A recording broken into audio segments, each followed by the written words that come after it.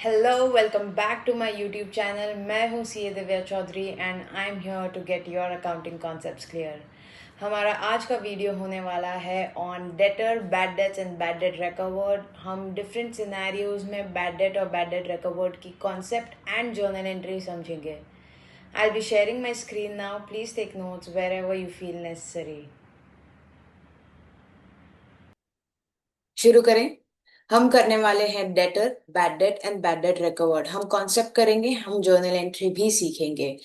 हमारा आज का वीडियो में दो केसेस होने वाले हैं। एक जर्नल एंट्री को हम बेस लेंगे और उसके ऊपर अलग अलग सिनेरियोज में हम सीखेंगे कि कैसे बैड डेट और बैड डेट रिकवर्ड रिकॉर्ड किया जाता है। Let's start with taking the first transaction which is sold goods to Hari of rupees 40,000 on credit. My journal entry would be Hari's account debit to sales account. Amount is rupees 40,000. All right. यहाँ पे हरी हमारा debtor बन जाता है। Debtor is a person who O us money. He or she will owe us money क्योंकि हमने उनको goods credit पे दिए हैं। डेटर और क्रेडिटर का कॉन्सेप्ट हमने लास्ट वीडियो इन डिटेल किया था। If you want to do that I will share a link in the description box. You can go and have a look there. Alright. ये जो फर्स्ट ट्रांजैक्शन है ये मेरी base journal entry होगी। अब इसके ऊपर हम केसेस लेंगे। First case, debtor is a person who O us money. उसे हमें पैसा देना बाकी है। My case one is Hari became insolvent and amount due from him is irrecoverable. Irrecoverable का क्या मतलब होता है? Recoverable का मतलब है कि पैसा मिलने वाला है। Ir मतलब अब नहीं मिलेगा। Insolvent मतलब a person whose liabilities are more than assets. तो उसके पास अब पैसा बचा नहीं है हमको पैसे देने के लिए। So Hari has become insolvent and amount due from him is irrecoverable. तो क्या डेटर उसको हमारी बुक्स में बताना करेक्ट है? Can I show Hari as my debtor? No. This is my base journal entry Hari to sales where I say Hari मेरा debtor है, but my next transaction tells me that Hari has become insolvent और वो पैसे नहीं देने वाला है। अगर वो पैसे नहीं दे रहा है तो वो मेरा डेटर नहीं होगा। मुझे उसको बुक्स में से बाहर निकालना पड़ेगा। I have taken out Hari by 40,000 and in front of it I am recording a loss. I am sad that my debtor is not going to pay me, which is called bad debt account. तो bad debt का मतलब वो होता है जब debtor हमें देने से मना कर देता है। वो तब मना करेगा जब वो इंसॉल्वेंट हो चुका है। I hope this journal entry is clear. Let's move on to the next one. हम इसी केस में है जहां पे हरी इंसॉल्वेंट हो गया था, उसने हमें पैसे देने से मना कर दिया। अब 2 साल बाद हरी वापस आ रहा है और बोल रहा है हमारे पास पैसा है, आपको लेना है। Will you say no to him कि नहीं नहीं अब नहीं चाहिए पैसा? No, right. उससे हम पैसा ले लेंगे। That is the next transaction. After 2 years Hari's amount written off is bad debt is now recovered. 2 साल बाद हरी आया और बोला हमारे पास उसके पास पैसे हैं, क्या आपको चाहिए? हम लेंगे। जब हम पैसे ले रहे हैं तो मेरी जर्नल एंट्री क्या हो जाएगी? Cash or bank account debit. पैसा मेरी बुक्स में आ रहा है। And are you happy? Yes, we are happy, right. कभी भी पैसा आता है हम खुशी होते हैं। So my journal entry is cash account debit to bad debt recovered account. जो मेरा लॉस हमने रिकॉर्ड किया था बैड डेट में, वो पैसा अब आ चुका है। वो कितने पैसे दे रहा है? जितने बैड डेट हुए थे, 40,000। One very common mistake that people do is cash और bank account debit to debtor account कर देते हैं। बट या फिर इन दिस केस मैं बोल सकती हूँ टू रवीज अकाउंट।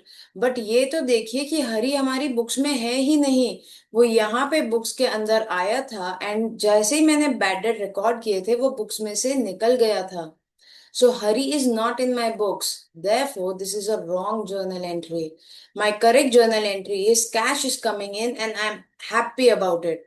तो मैं कैश को डेबिट करूंगी और हैप्पीनेस को क्रेडिट करूंगी. Alright, let's move on to the next case. अब केस चेंज हो रहा है, मतलब मेरी बेस जर्नल एंट्री सेम रहेगी. Hari's account debit to sales account. Hari मेरा डेटर है फॉर 40,000. बोल रहे हैं दैट हरी बिकेम इंसॉल्वेंट. वो पैसे नहीं देने वाला है. जैसे ही वर्ड इंसॉल्वेंट आए मतलब बैड डेट हो चुका है. And only 40% could be recovered. अब इसका क्या मतलब है that only 40% could be recovered? इसका मतलब ये है कि हरी इंसॉल्वेंट तो हुआ है. कितने से? उसे हमें देना था 40,000. मतलब वो हमें दे रहा था 40,000. वो इंसॉल्वेंट तो हो गया है बट बोल रहा है कि मैं पूरा नहीं दे सकता हूँ, थोड़ा सा दे सकता हूँ. कितना दे सकता हूँ? 40% दे सकता हूँ. आपको चाहिए? Will you take it or leave it? उसको बोलेगे यार जो भी है दे दे. So what will be my journal entry? Hari मेरी बुक्स में डेटर था यहाँ पे फॉर 40,000. हरी बुक्स में से जाएगा, 40,000 से जा रहा है. अब इसके सामने क्या हो रहा है वो देखो. Cash or bank account debit. कितना कैश आ रहा है मेरे पास? 40%. 40% ऑफ व्हाट? 40,000. कितना हो जाएगा? 16,000. And balance 60% is my sadness. Bad debt नहीं देगा वो. 24,000.